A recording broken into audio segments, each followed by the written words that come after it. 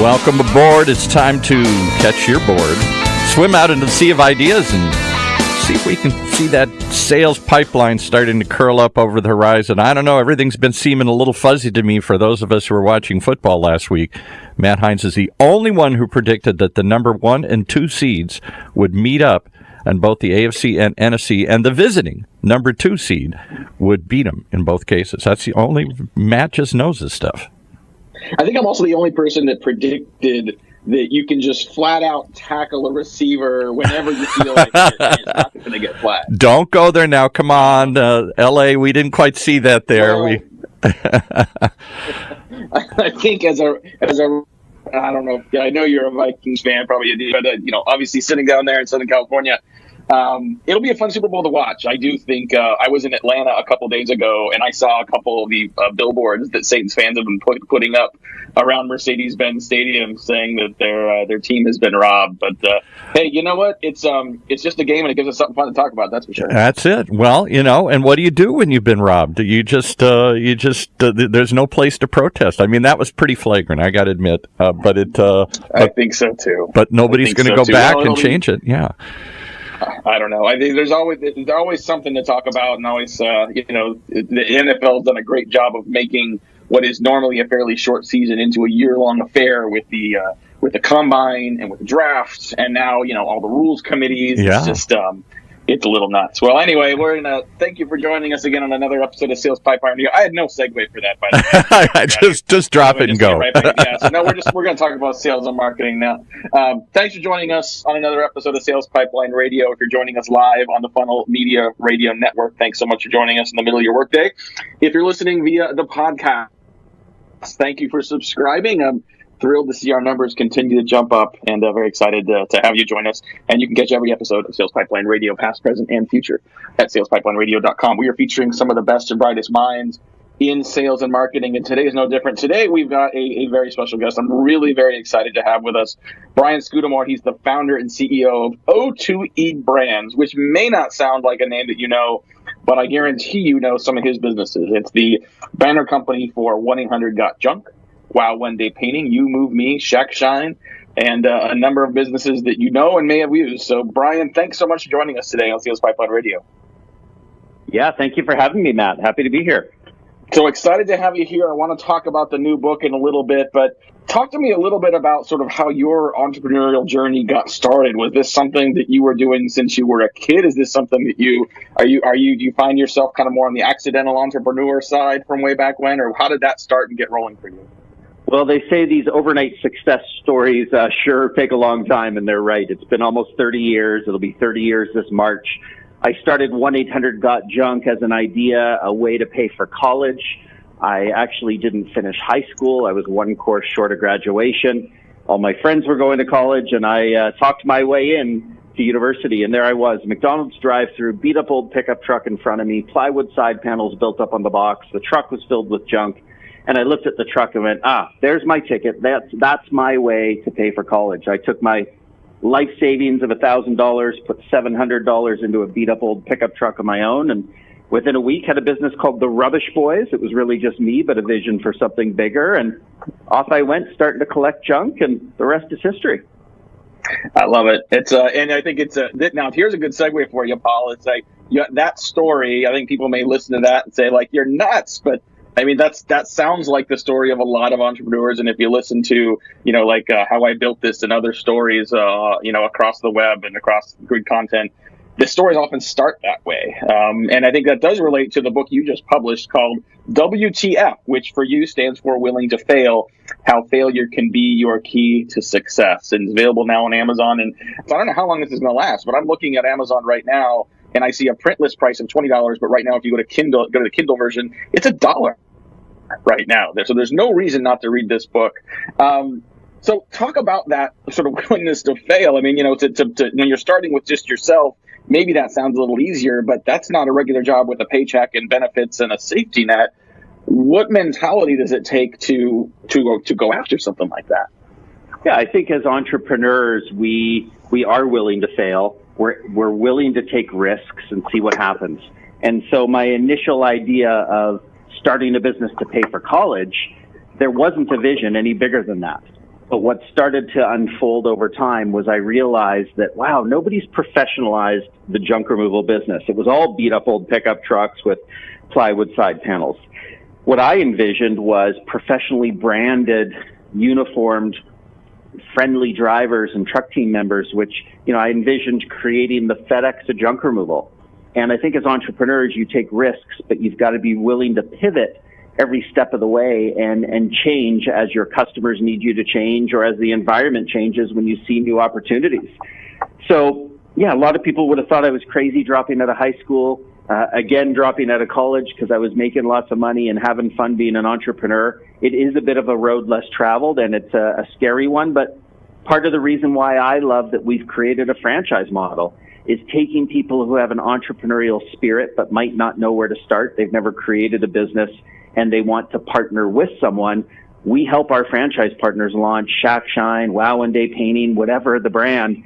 They can take a business and have a partner alongside them to help them with, here's the prescribed recipe, here's the coaching, the support. We've been there, we've done it, and helping people be successful is what really drives me. Well, it's great to hear that, and I would agree with you on the franchise sort of concept. I think a lot of people have been very successful at using that sort of as a stepping stone to being an entrepreneur themselves, but to go out and to start and run a business with a framework and a blueprint that is proven in other markets and in other areas. How and when did you decide? So once you got 1-800-JUNK up and rolling, how did you decide to start to expand into some of these other home services that you've got now? It was really a little by accident. 22 years into the business with 1-800-GOT-JUNK, we had sold out in every market across Canada, the United States, and Australia. And I said, well, what's next? And so we came up with this concept of, okay, let's keep my eyes peeled. Let's find the next brand. And I was looking and looking. And by accident, I had somebody come in and paint my home. I got 3 estimates, and the first 2 people, they smelled the cigarette smoke. They, came very late. I felt that they were going to move into my house and take a couple of weeks to paint the house. But the third person came in, friendly, uniformed. He had this van outside that was immaculate, and he gave me a different level of confidence. And he said, when we agree on painting day, I will have your house painted by the end of that day. And I thought, how's that even possible? And sure enough, I come home 6:30 p.m., floor to ceilings, moldings, trims. It was immaculate. They did an incredible job. I was so wowed that I bought the company and rebranded the business as Wow One Day Painting. And so we got in by accident because I saw an opportunity to create a second industry that we could revolutionize. The very ordinary business of junk removal, we made exceptional through customer experience. Why couldn't we do the same thing with painting? And our parent company, O2E Brands, stands for just that, ordinary to exceptional. Taking ordinary people who have never been an entrepreneur and helping them be exceptional through systems and support, but also taking ordinary services like painting, moving, junk removal, and making them exceptional through branding and through exceptional customer experience. Talking today on Sales Pipeline Radio with Brian Scudamore. He is the CEO of O2E Brands and a founder of companies that you will recognize and may have used, 1-800-JUNK and others. And I love that the title of this book that you just published, WTF, which stands for, in your case, Willing to Fail. And it's quickly become one of my favorite books in a genre of books that I think represents entrepreneurs getting real about the entrepreneurial journey. My other favorites is Shoe Dog by Phil Knight. And what I love about that book is it ends before he even goes public. And the most of the book is about the struggle. It's about the adversity. It's about the times he almost ran out of money. And so I think, oftentimes we see entrepreneurs and we hear them during the highlights when they go public, when they sell the company. We don't hear the lowlights from them, let alone from the companies that never got there. Talk a little bit about that, not just the willingness to fail, but the adversity it takes to actually run a business that gets even close to where yours has gotten. Yeah, so I think that it isn't just about being willing to fail, as you said. It's you will actually fail, and how can you endure and be okay with that failure? I think what's really important is you will make mistakes, and one of the biggest mistakes I made became the biggest lessons learned. It certainly got me to a place in my business where I was so excited about the future because of a massive mishap. So in 1994, 5 years into the business, I had 11 employees. And what do they say? One bad apple spoils the whole bunch. Well, I had probably 9 bad apples. I didn't know what else to do but to get rid of everybody and start again. So I fired my entire company of 11. I did it all at once, brought them all in for a morning meeting, and I said, listen, as your leader, I've let you down. I haven't either found the right people or treated you right, given you the love and support you've needed to grow. And we got to part ways. I'm going to rebuild. But I learned that day, going from 5 trucks down to 1, canceling jobs with customers and going through the pain of rebuilding the business, that a brand, a company is all about people. That's all you've really got, no matter what you sell or what you do. And so my opportunity was rebuilding from that failure, where I was going to find the right people that I could consider friends, people that fit the culture, people that had the same passion that we shared for building and growing great brands. And the rest is history, as they say, because, we really got a business that turned around from, while we were succeeding in getting revenue, it wasn't the happy business that I felt proud of with the right people. And today I look around and it's nothing but smiles. That's great. That's great. I want to talk a little more before we're going to take a break here about getting the right people. And you mentioned, finding people that have passion, people that have the right culture. I have to assume, based on your background, that you're not only hiring the MBAs from the Ivy League schools. So, what are some of the criteria that you find most valuable and most important in evaluating people that are interested in joining the business? Yeah, hiring happy people. That's our secret sauce.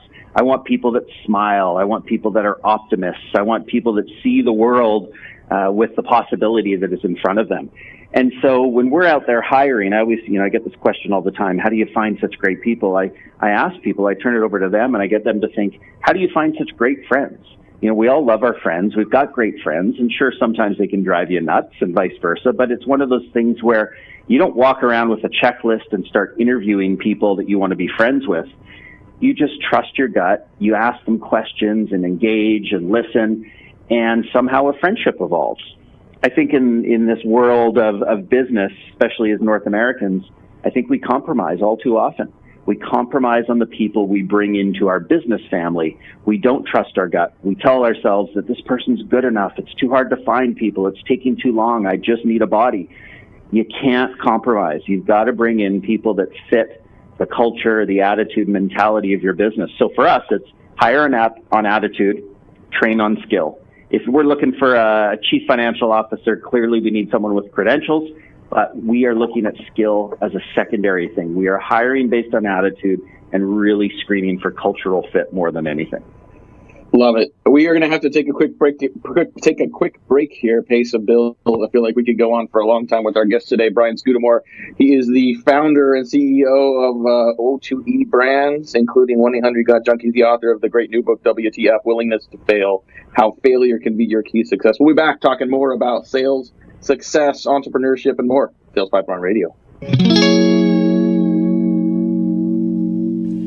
Are you tired of sending emails and wondering if they're ever even opened? Well, if so, you might need MailTag. MailTag's a Chrome browser extension for your Gmail that allows you to track your emails in real time. You receive email alerts right on your desktop as soon as the emails are open. Imagine that. And as a special thank you for being a listener of this show, we've teamed up with MailTag.com to provide you guys with a special discount on your MailTag subscription.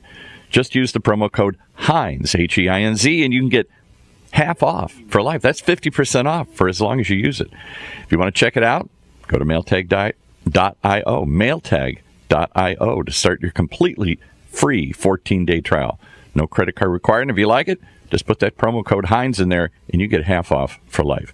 What could be a better deal than that? Quit worrying about whether your emails are open. Check out mailtag.io.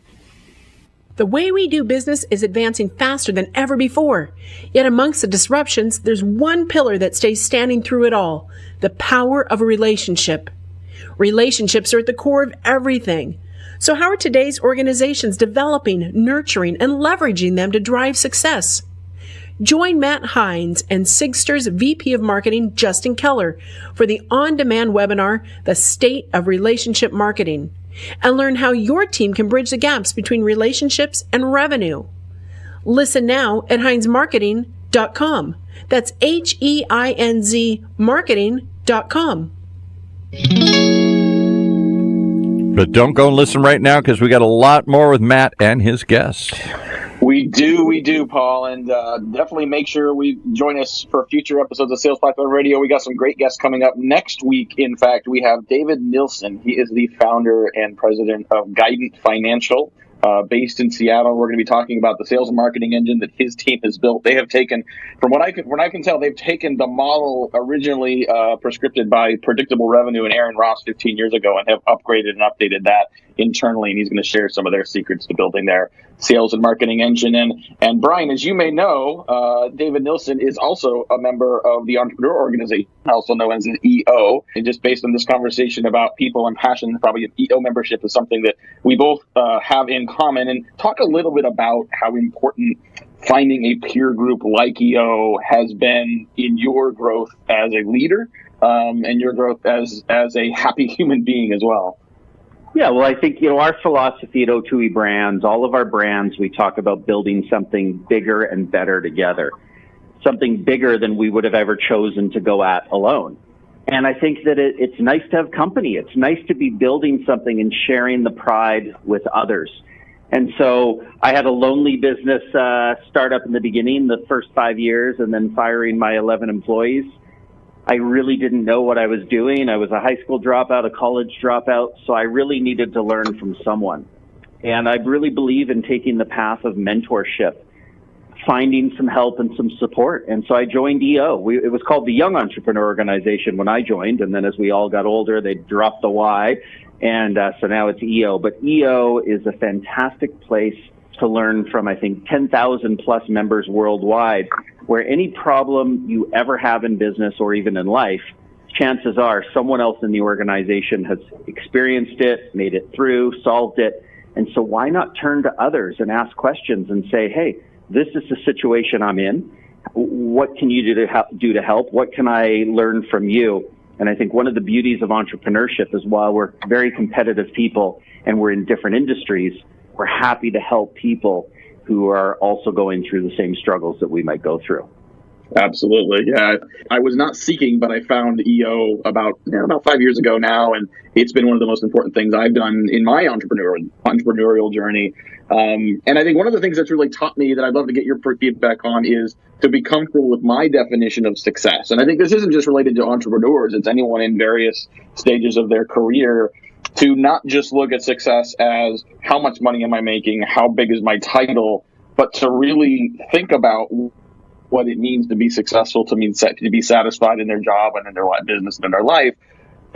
Talk a little bit about your journey to figure out what success means for you and how you define that for yourself today.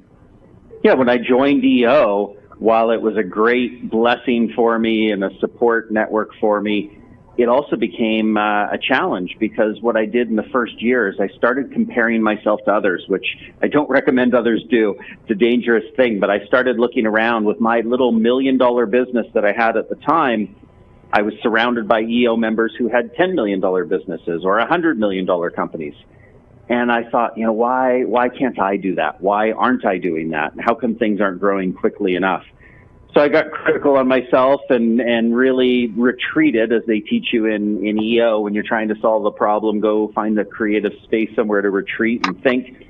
And I pulled out a sheet of paper, one page, double-sided. I started to write, and I brain dumped from my head what I ended up calling the painted picture, what the future could look like if only I could imagine pure possibility. And I said we'd be in the top 30 metros in North America, because there were 30 cities bigger than Vancouver where we started. I said we'd be the FedEx of junk removal, and I said we'd be on the Oprah Winfrey Show. So all these big things I saw in my head, I put down onto paper, and made them happen. And what was interesting is this whole self-doubt and this journey of, I don't know if I can do this, I started to see it in this picture, and I started to believe my own vision and rallied people around me that wanted to join me in building my cause. And you've been on Oprah, you've been on Dr. Phil, you've been on Good Morning America, you've been on the Today Show. Just an impressive set of sort of accolades and press that you've been able to generate. And, being able to now kind of, not only continue to grow the business, but give back in the form of this book and in the form of some of the other work that you're doing.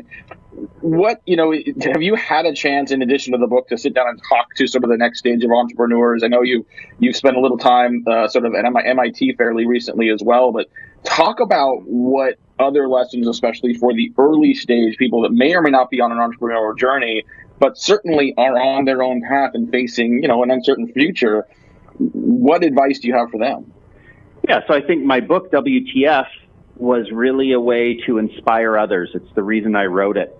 And I didn't really realize what I was getting into, but, hundreds of emails later after writing the book, people have been inspired. And it's interesting because people see it not just as an entrepreneurial story. It's really a life lesson story and some things I've learned in terms of attitude or having a vision. Creating a painted picture and a vision isn't just for entrepreneurs. It's for any leader in life.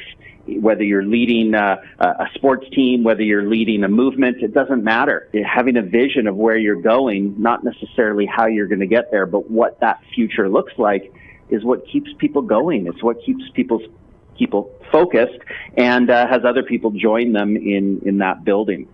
So for me, writing the book to inspire has inspired a lot of people, and I feel like it's a great give back. People reach out all the time asking questions about, how do I franchise? Am I ready to franchise? Here's a challenge in my business that you face. Can you help me through it? And I love nothing more than taking phone calls where I can coach people through and share some brief lessons of things I've learned along the way on a journey of a road less traveled. I love it. Well, we just got a few more minutes here with Brian Scudamore, who is the founder of 1-800-GOT-JUNK, and he's the CEO of O2E Brands. Definitely get his book. It's called WTF, Willing to Fail, How Failure Can Be Your Key to Success. It's on Amazon, and at least as of today, go to Amazon, you get the Kindle version for $1, and that is a steal. So take advantage of that if you can. I want to ask you a question. I'm very curious to hear sort of your relationship with Roy Williams. I read his book, The Wizard of Ads, Turning Words into Magic and Dreamers into Millionaires, several years ago, and it was one of the best books on advertising I've read. And I know multiple people that have been inspired by that in a lot of their content and copy as well. How did you discover Roy, and talk a little about how that has influenced sort of your business and your marketing? Yeah, so Roy has written more radio ads than I think anybody on the planet. He became our partner in our radio creative. We had been introduced to him by a fellow named Sean Jones, who had a company, Spence Diamonds, and he said, you want to meet the best in the world in terms of radio, call Roy up. And I called Roy, and Roy said, I'm not taking on new clients. We're too busy. If you want to chat, you got to come to Austin, come to our Wizard Academy and sit down. And I think it was $7,500 just to have a meeting with him, and he might not choose to work with us. And so we went down and met the Wizard, and sure enough, developed a connection, a great friendship. And he has been an incredible mentor, partner, all sorts of things in our business, and co-authored the book. He writes all our radio creative, and he inspires us each and every day with our marketing. Lucky that I got to work with him, and even more lucky that I get to call him a friend. Paul, I'm going on a buying spree. I just found all these great books that are super cheap for my flight home tonight. Hey, real quick before we have to wrap up, Brian, definitely encourage people to get a copy of the book. Who are some other people that have inspired you in your path? Authors, speakers, it can be alive or dead, but who are some other folks, in addition to Roy Williams' content, that you recommend other people check out? Yeah, I love people that share a passion for growth, who share a passion for building things the right way. So I love Tony Hsieh, who is a friend who built Zappos, massive company. He's done incredibly well. I love his drive to build a happy place and to really build more happiness in the world. Another friend who was just an author to me at one point, but I reached out to him and we've gotten to know each other over the years, is Michael Gerber. His book, The Classic, The E-Myth Revisited, an amazing book, how to systematize your business, how to really scale it the right way. So super inspired by Michael and his life's work. To be honest, I'm inspired less about the big names that anyone could mention and more just inspired by regular human beings. I love when I meet someone. I did a trip to Kenya last year with a bunch of people from work, and just the time that we spent in the community talking to the Maasai warriors and talking to the mamas and hearing everyone's personal story. I think whether someone's in Kenya or someone's in Canada, it doesn't matter. When someone sits down one-on-one and takes the time to uncover someone's life's work, their purpose, the meaning behind their life and the stories that they can tell, that's what I admire and that's what I find fascinating. I love it. Well, we're out of time, unfortunately, but this has been a great conversation. Really appreciate your time today. Brian Scudamore, he's the founder and CEO of O2E Brands, which includes 1-800-GOT-JUNK and a number of other businesses you'd recognize, and the author of the new book, WTF, Willing to Fail, How Failure Can Be Your Key to Success. Join us next week. We've got great new content. We're going to have David Nilsson. He is the founder of Guidant Financial. We're going to talk about his secrets to building an inside sales-based sales and marketing engine. Lots of good stuff coming up from my great producer, Paul, for today. Thank you for joining us. This is Matt Hines. You've been listening to Sales Pipeline Radio. You've been listening to Sales Pipeline Radio, brought to you by the good folks at Matt Hines Marketing, right here on the Funnel Radio channel for at-work listeners like you.